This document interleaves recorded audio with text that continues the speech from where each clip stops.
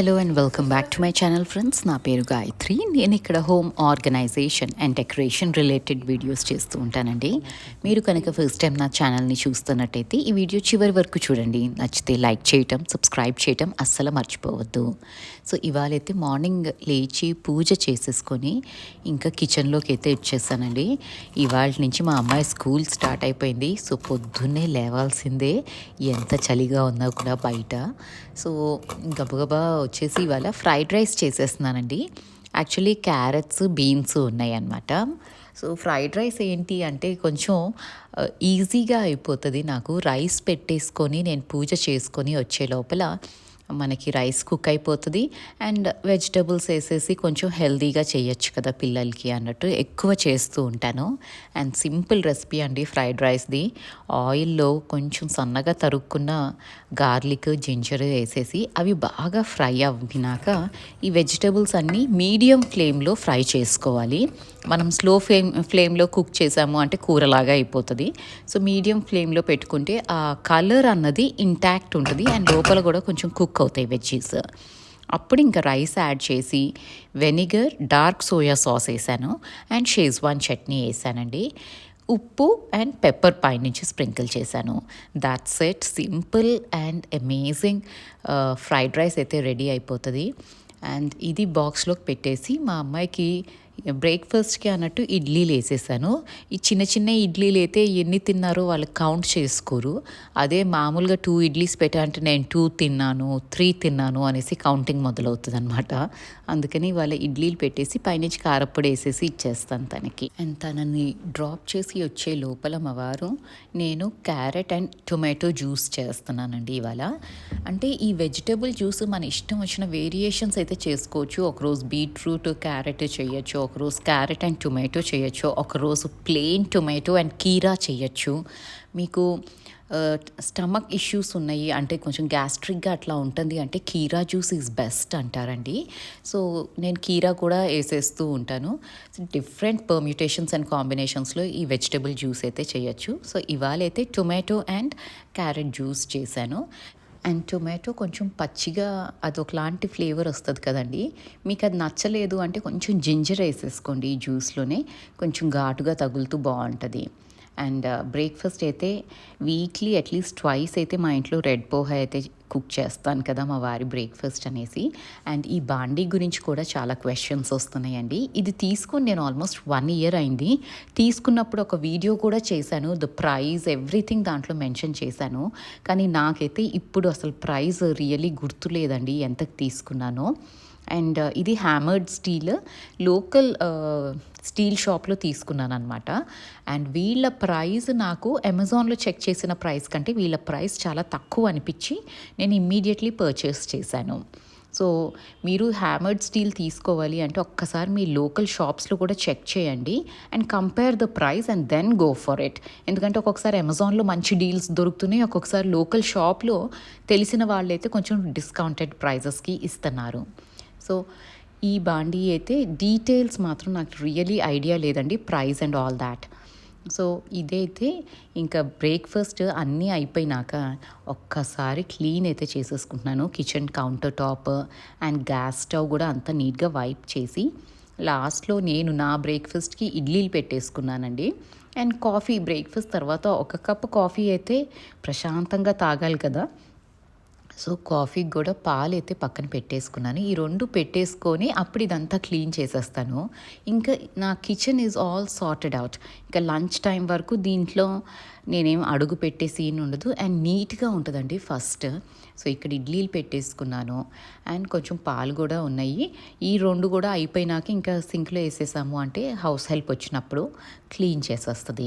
So ఈ రకంగా kitchen మాత్రం ఇంకా నీట్గా అయిపోతుందండి. ఒక్కసారి పని అయిపోయినాక మనం కొంచెం ఓపిక చేసుకొని 5 minutes స్పేర్ చేసి మొత్తం క్లీన్ చేసేసుకున్నాం అనుకోండి, ఇంకా డే అంతా మనకి హ్యాపీగా ఉంటుంది. ఆ కిచెన్ నీట్గా ఉంటే ముందు అసలు మైండ్ చాలా ప్రశాంతంగా ఉంటుందండి.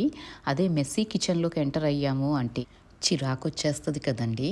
అందుకని కొంచెం టైం తీసుకొని ఎప్పటికప్పుడు ఎక్కడైతే పని చేశామో ఆ ఏరియా వరకు క్లీన్ చేసేసుకున్నారు అనుకోండి, మీకు ఇల్లు ఎప్పుడూ నీట్‌గానే ఉంటది.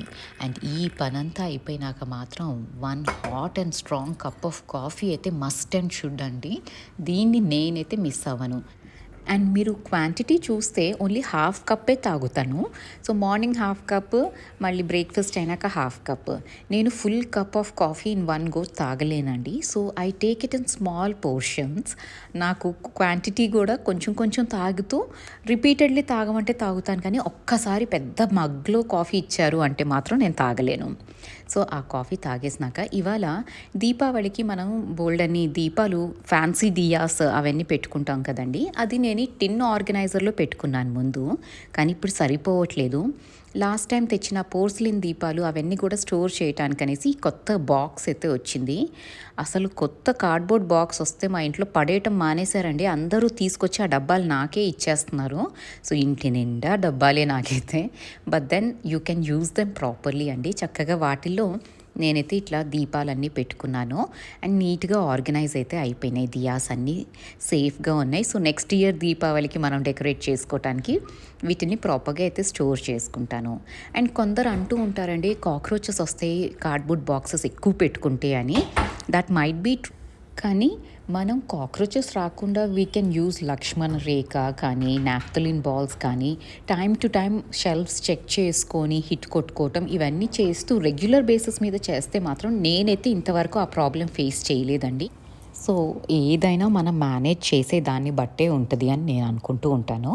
అండ్ ఆల్సో సాక్స్లు అన్నీ ఏమైపోయినాయి అంటే, ట్రావెలింగ్కి వెళ్ళినప్పుడు చాలా తీసుకెళ్ళిపోయాను. అండ్ వచ్చినాక వాష్ చేసినాక అన్నీ అట్లా డంప్ చేసేసానండి హడావిడిగా. సో ఇవాళ అవి కొంచెం ఆర్గనైజ్ చేసుకుంటున్నాను. సాక్స్ అన్నది ఆ పేరు ఒకటి కనిపించి ఒకటి కనిపించకుండా ఉంటే భలే చిరాకు వచ్చేస్తుంది. అండ్ డిగ్ చేసే ప్రాసెస్లో మొత్తం బాస్కెట్ని మొత్తం మనం మెస్అప్ అయితే చేస్తూ ఉంటాం కదా. చాలా ఫోల్డింగ్ టెక్నిక్స్ అయితే నెట్లో మనకి అవైలబుల్ ఉన్నాయండి.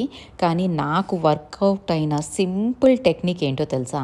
ఇట్లా ఈచ్ అండ్ ఎవ్రీ సాక్స్ అంటే ఆ పేరు రెండు కలిపేసి ఫోల్డ్ చేసేసి ఇట్లా రోల్ చేసేస్తాను.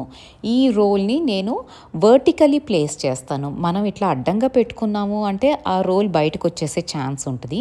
సో ఇలా నిలువుగా పెట్టి వర్టికలీ మనం పెట్టాము అంటే కనుక రోల్ ఇంటాక్ట్ ఉంటుంది. మీకు పేషెన్స్ ఉంది అండ్ మీరు రెగ్యులర్గా సాక్స్ యూజ్ చేయరు అంటే ఒక రబ్బర్ బ్యాండ్ పెట్టేసి పెట్టచ్చండి. బట్ నేను వింటర్స్లో కొంచెం రెగ్యులర్గా యూజ్ చేస్తాం కాబట్టి నేనైతే ఇట్లా రోల్ చేసి వర్టికలీ నుంచో పెట్టేసి పెడతాను. And this technique works really well for me. And ఎక్కువసేపు కూడా పట్టదండి. నేను చూస్తున్నాను టెక్నిక్స్, కానీ అవి కొంచెం కూర్చొని ఫోల్డ్ చేసి చేయాల్సిన ప్రాసెస్. సో అంత ప్రాసెస్ ఆర్ అంత టైం ఆన్ డైలీ బేసిస్ మన దగ్గర ఉండదు కాబట్టి నేను సింపుల్గా ఇట్లా 2 సాక్స్ ఒక దాంట్లో ఒకటి పెట్టేసి ముడతలు లేకుండా చూసుకొని రోల్ చేసేస్తాను. అండ్ ఈ బాస్కెట్లో అన్నీ స్టోర్ చేసి పెట్టుకుంటాను. అండ్ సాక్స్ పెట్టే బాస్కెట్లు మాత్రం మస్ట్ అండ్ షుడ్గా నేను క్యాంఫర్ కర్పూర బిళ్ళ ఒకటే వేసుకుంటానండి. ఫ్రెష్గా ఉంటుంది. ఇంట్లో ఏ నూక్ అండ్ కార్నర్లో అయినా కర్పూరం వేసాము అంటే మాత్రం ఫస్ట్ థింగ్ ఇన్సెక్ట్స్ రావు, డస్ట్ మేట్స్ కూడా రావండి ఎక్కువ. నాకు ఈ సాక్స్ దాంట్లో ఏంటి అంటే ప్రాబ్లము, డస్ట్ రెగ్యులర్గా యూజ్ చెయ్యం కదా. సో డస్ట్ పేరుకుంటుంది అండ్ డస్ట్ మేట్స్ వచ్చే ఛాన్స్ ఉంటుంది కాబట్టి కర్పూరం వేసుకొని ఇట్లా నీట్గా రోల్ చేసుకొని స్టాక్ చేసుకున్నాను. అండ్ ఇట్లా నుంచో పెట్టాం కాబట్టి ఆ ఫోల్డ్ అన్నది ఆర్ ఆ రోల్ అన్నది బయటకి రాదు. సో ఇట్లా నీట్గా ఆర్గనైజ్ చేసుకోవచ్చండి. సాక్స్ కూడా మనం కుప్పలాగా పెట్టేసుకోకుండా ఇలా పెట్టుకున్నాము అంటే మాత్రం ఇంటాక్ట్గా ఉంటాయి, చాలా రోజుల వరకు నీట్గా ఉంటాయి. అవసరమైనవి తీసేసి మళ్ళీ అదే ప్లేస్లో పెట్టుకోవచ్చు మనం వాష్ అయిపోయినాక.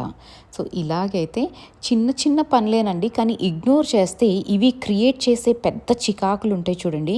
మీరు బిజీగా ఎక్కడికైనా వెళ్ళాలి, మీరు సాక్స్ తీస్తే దాని పేరు కనిపించదు, అప్పుడు భలే ఇరిటేషన్ వస్తుంది కదా. అందుకని నేను కొంచెం కేర్ఫుల్గా అయితే ఉంటానండి.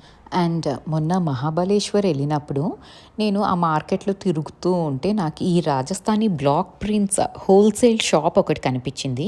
సో మహాబలేశ్వర్ వెళ్ళి రాజస్థానీ బ్లాక్ ప్రింట్ బెడ్షీట్ అయితే కొనుక్కొచ్చుకున్నానండి. చెప్తున్నానండి, నవ్వకండి, ఎందుకంటే ఎవరికి చెప్తున్నా ఇది నవ్వుతున్నారు. మహాబలేశ్వర్ వెళ్ళి రాజస్థానీ బ్లాక్ ప్రింట్స్ కొనుక్కొచ్చుకుంటావా, ఇదేం పిచ్చి అని. బట్ దెన్ నాకు ఇదైతే బెడ్షీట్ చాలా నచ్చింది.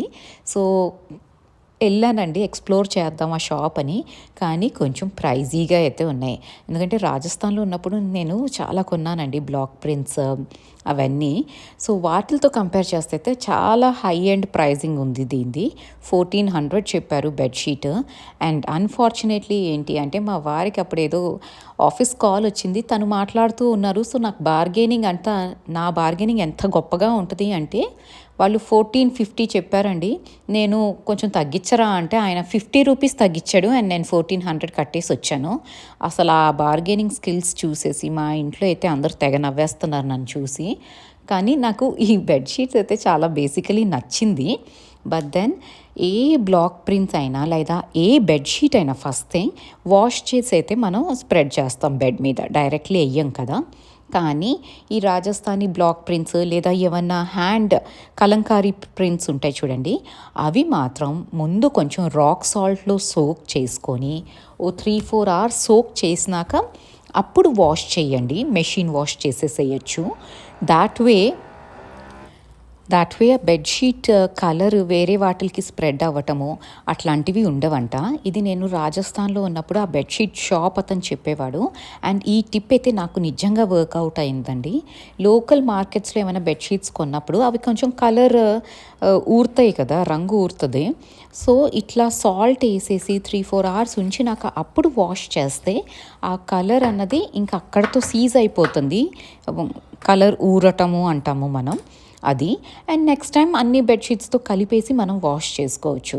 సో ఈ టిప్ మాత్రం మస్ట్ అండ్ షుడ్గా యూస్ చేయండి.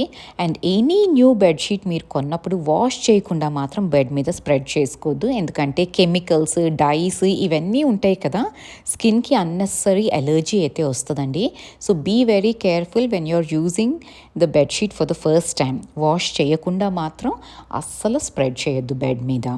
అండ్ ఇదైతే నేను సోక్ చేసి పెట్టేశానండి. 3-4 అవర్స్ అయినాక డైరెక్ట్లీ మెషిన్లో వేసేసి వాష్ చేసేస్తాను. ఇంకా హ్యాండ్ వాష్ ఇవన్నీ నేను చేయలేను బెడ్షీట్స్ని. సో మెషిన్ వాష్ అయితే చేసేసి ఈ పని అయితే ఫినిష్ చేసేసుకున్నాను. అండ్ ఇంకా లంచ్ అదంతా చేసేసినాక మాకు పూణేలో చెప్పాను కదండి, ప్రతి ప్రోడక్ట్కి బూజు పట్టుకుపోవటమో లేకపోతే తేమ బాగా వచ్చేస్తుంది, మాయిశ్చర్ అన్నది ఎక్కువ ఉంటుంది అనమాట. సో నా ఎండుమిరపకాయలు కూడా ఒకలాగా సాఫ్ట్గా అయిపోయినాయండి. అందుకని కొంచెం సన్కి పెడితే కొంచెం ఫ్రెష్గా అయిపోతాయి కదా అనేసి ఏమన్నా బూజు పట్టిందేమో అని ఒకసారి చెక్ చేసుకొని సన్లో అయితే డ్రై చేసుకున్నాను. 2-3 అవర్స్ అయినాక అప్పుడు తీసి లోపలైతే పెట్టేసుకుంటాను. అండ్ మీరు కనుక ఇక్కడ వరకు నా వీడియో చూస్తున్నారు అంటే మీకు ఏదో ఒక విషయంలో కొంచెమైనా ఇంట్రెస్టింగ్ అనిపించి ఉంటుంది కదా. సో ప్లీజ్ అండి, ఫస్ట్ టైం చూస్తున్నట్టయితే సబ్స్క్రైబ్ చేసుకోండి. అండ్ మన ఓల్డ్ సబ్స్క్రైబర్స్ అయితే ప్లీజ్ లైక్ చేయటం మర్చిపోవద్దు. అండ్ 2 అవర్స్ అట్లా అయినాక ఈ మిరపకాయలు అయితే తెచ్చేసి లోపల పెట్టుకున్నానండి. అండ్ ఇంకా లాస్ట్లో ఇవాళ చేసిన పని ఏంటి అంటే, పోర్సిలిన్ ప్లేట్స్ ఇవన్నీ మొన్న తీసాను కదండి, అవన్నీ వాష్ చేసేసి డ్రై చేసుకున్నాక వాటి ప్లేస్లో వాటిని సెట్ చేసేస్తున్నాను. ఆన్ అ డైలీ బేసిస్ మనం ఏమి పోర్సిలిన్ ప్లేట్స్లో మేమైతే అసలు తినవండి. Only steel plates or something which we daily use on a regular basis. ఎప్పుడైనా స్పెషల్ ఒకేషన్స్ అట్లా ఉన్నప్పుడు మాత్రం ఈ పోర్సిలిన్ ప్లేట్స్ అన్నీ తీస్తాను. ఆ సెట్ తీసి వాటిలో సర్వ్ చేసి జస్ట్ టు మేక్ ఒక స్పెషల్ స్టేట్మెంట్ లాగా ఉంటుంది అన్నట్టే చేస్తాను తప్ప డైలీ మాత్రం సింపుల్గా స్టీల్ ప్లేట్లలోనే తింటాము. సో ఇవన్నీ నీట్గా ఆర్గనైజ్ చేసేసుకున్నానండి. ఇదండి ఇవాళ వీడియో. మీకు ఈ వీడియో నచ్చితే కనుక ప్లీజ్ లైక్ చేయండి, సబ్స్క్రైబ్ చేయండి. అండ్ మీకు నచ్చితే మీ ఫ్యామిలీ అండ్ ఫ్రెండ్స్తో షేర్ చేసుకోండి. Thank you so much for watching. You have a great day. Thank you.